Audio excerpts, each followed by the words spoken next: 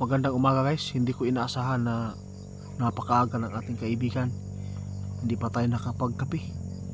Dahil po ay napaka-importante po daw itong malaman ninyo. Tungkol po ito sa pagyanig po ng lindol doon sa ibang bansa. Dahil po may kalakasan ito. Ngayon, natakot si kaibigan. Dahil po ito nakita nila na mayroon talagang masama na maganap dito sa atin dahil sa fault line talaga na walang pagnormal ang purma ngayon kaibigan. Grabe, napakaaga mo naman kaibigan. Hindi pa ako ng tubig hindi pa ako nakapagapi. Pero grabe, napaka buti po ninyo dahil kahit po sobrang aga ay nandito kayo para lang ipaabot sa mga tao ang mga impormasyon na masama. Ha? Guys, naghingi si kaibigan ng tawad sa inyo dahil po hindi po nila kaya na hindi ipaabot. Parang kakaiyak po yung balitang ito guys, dahil po si kaibigan natakot po si kaibigan, baka marami na naman po mamamatay dito ng mga tao. Sos ko. Advice ng ating kaibigan, manalangin tayo, maghingi, laging ready kung ano man po ang lumalabas po ngayon na mga sa social media na mga mangyayari tulad po ng pag-imbak ng pagkain. Dahil po sa dami na pong mga tao talaga na ito ay espiritu na ng dyablo. Kaya kinakailangan natin guys labanan na lagi tayong manalangin at hindi mawalan ng pag-asa. Kaibigan, salamat sa impormasyon. Ito talaga ang nakita ninyo doon sa kaharian ninyo. Nako po, ito yung nakakatakot guys, no? Nakita ng ating kaibigan. Sana hindi ngayong buwan na to, sana hindi itong buwan na to guys na bibigay ang fault line. Kapag bumigay yung fault line na to, malakas-lakas itong lindol.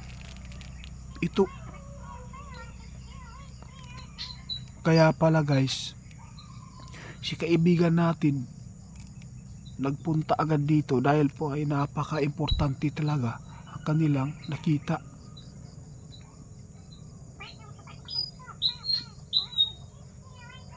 Oo, sige kaibigan, sige guys, sa lahat ng makapanood sa amin, sana po ay pakishare po ito guys dahil hindi po natin alam ngayong New Year, no, sasabayan tayo ng hindi magandang pagsalubong. Alam niyo po, marami talagang mga nangyayari dito sa atin. Ayaw po talaga ng dyablo na ang tao na maligaya na sumasalubong sa ganitong okasyon, di ba?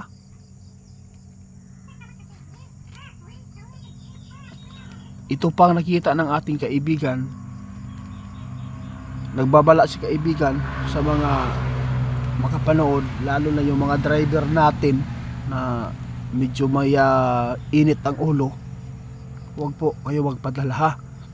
Dahan-dahan lang tayo, huwag tayong magmamadali ng patakbo ng sasakyan, kasi kitang-kita talaga ng ating kaibigan guys, wala na po tayong pwedeng banggitin pang lugar. Basta lahat po ng makapanood dito, lahat po ng lugar ito guys, lahat may mga kanya-kanya mga aksidente. Nagbabala si kaibigan ngayon, lalo na yung kalamidad guys, na paghandaan natin na huwag po tayong magkampante, lalo na kung malapit ka sa dagat.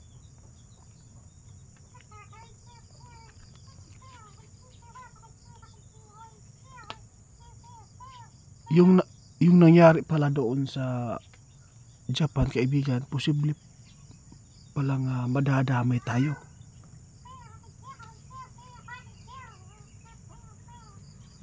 Ah, ito po ang nakita nyo ngayon.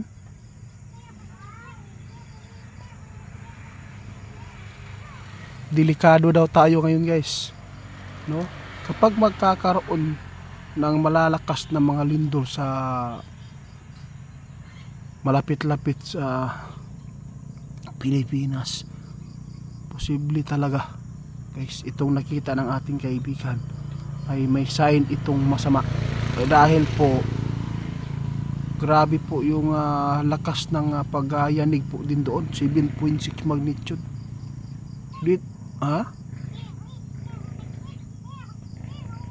Ang nakakatakot talaga dito guys, may mga vision sila kaibigan, may vision sila na nagkatotoo tungkol po sa tubig na maraming mamamatay doon sa ibang bansa.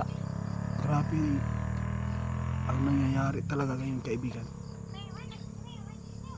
O sige guys, si kaibigan naalis na po.